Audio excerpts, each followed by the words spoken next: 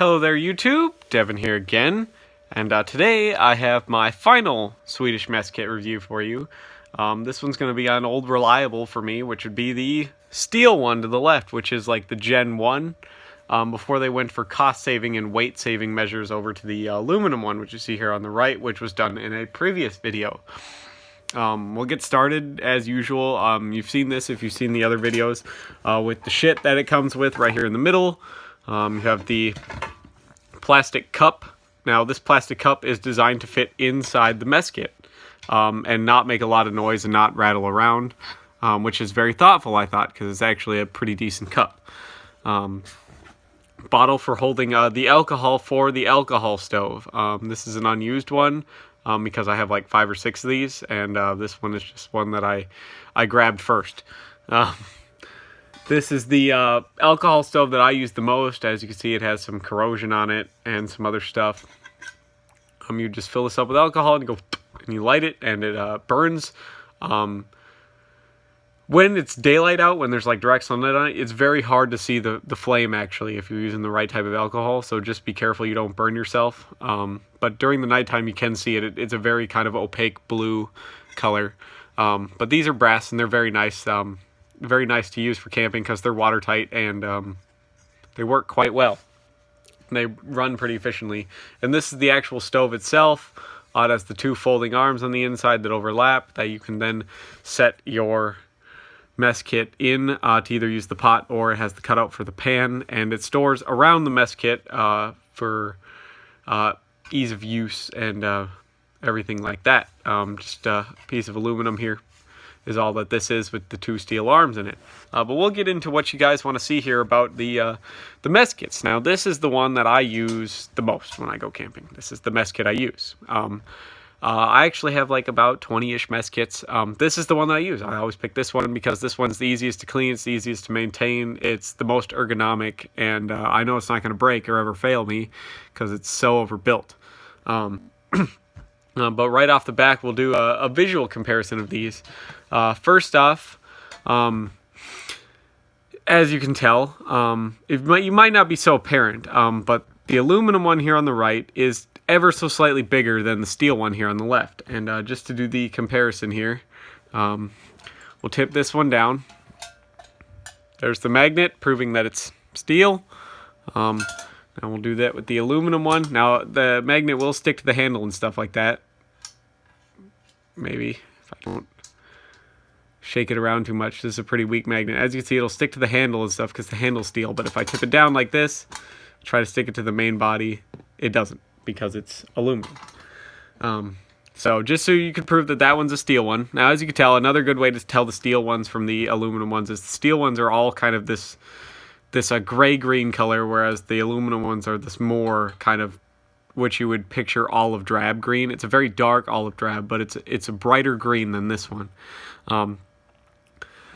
My steel one here has a direct welded, pinch welded handle on it.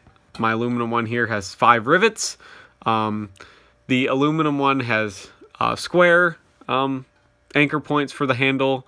My steel one has round anchor points for the handle. These ones also make complete loops on both sides, whereas on the aluminum one, they do not.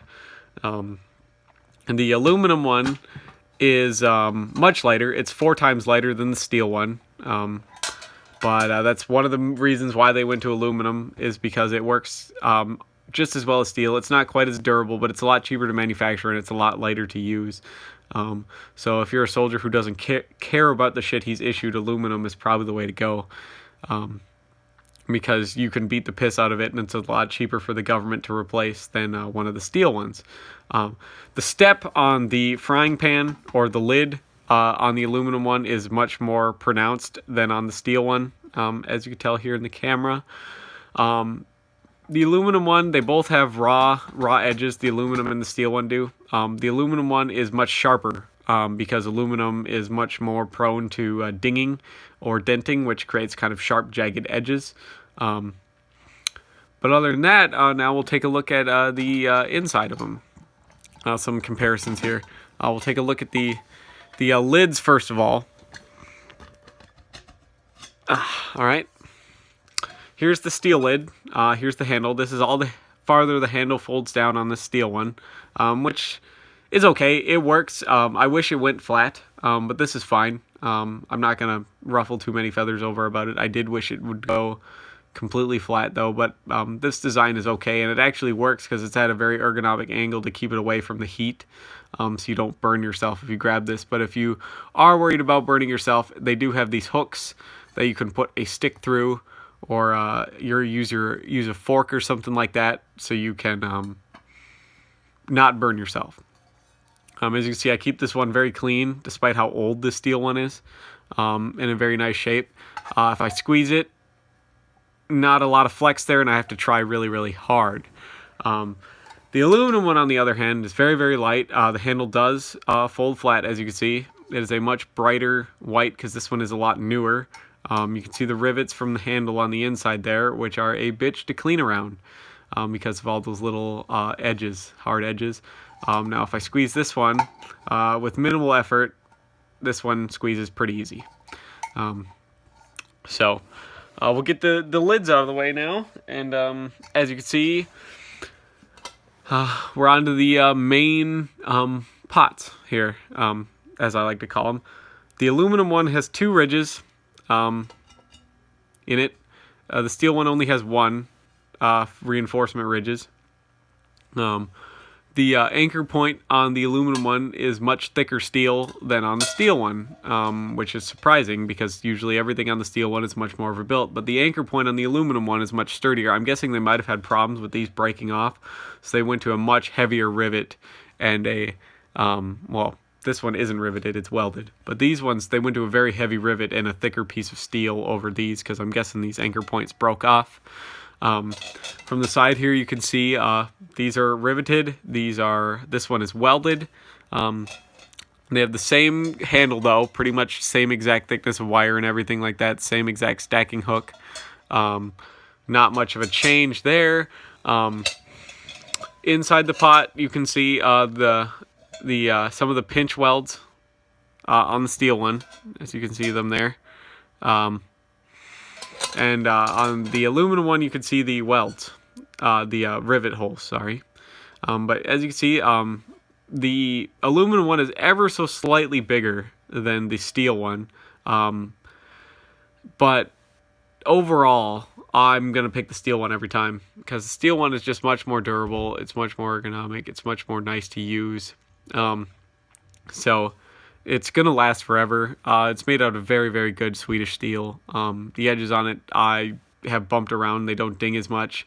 The aluminum one is thicker than the steel one, but aluminum is nowhere near as nice as steel for cooking.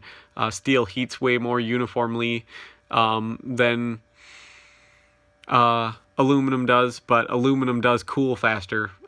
Steel can oxidize, whereas aluminum won't. Well, aluminum does oxidize, but it oxidizes clear and it doesn't really hurt the metal, whereas steel will kind of just eat itself away with rust. But that's about it. So hopefully you guys like this video, and you subscribe if you like this sort of thing. I've been wanting to do this one for you, but I've just been having so much trouble with my work schedule. It's just been really panicked since we had a whole bunch of people quit. So I appreciate you guys bearing with me here on the length of time between the videos and stuff like that. Trying to show you how the cup fits in there.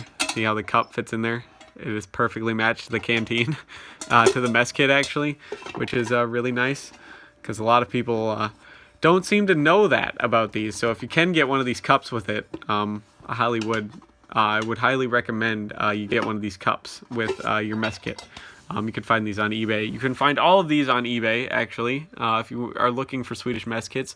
Steel ones are going to run you probably in this condition, as nice as this one is, over $200 with shipping. The aluminum ones you can find for much cheaper. They're about $50. But you really can't find a better mess kit in the market than the Swedish ones. So no matter what you get, it comes down to your preference, really, and your price point. But either one is very, very good. But for me, I'd go for the steel one. So thank you so much for watching. If you have any additional information on these, any user experiences with these, any major flaws you have with yours, if you've ever used one, points you like about them, points you dislike about them, stuff like that, leave that in the comments. I'd like this to be kind of a review for somebody who's looking to shop for one. So if you guys can add all of your information that you know of and all of your user experiences with yours into the comments, that'll help who's ever shopping for one of these, hopefully, is the goal.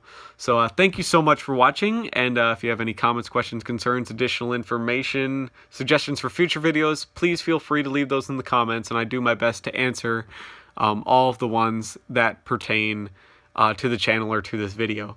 Thank you so much for watching, and I'll see you guys in the next video. Bye.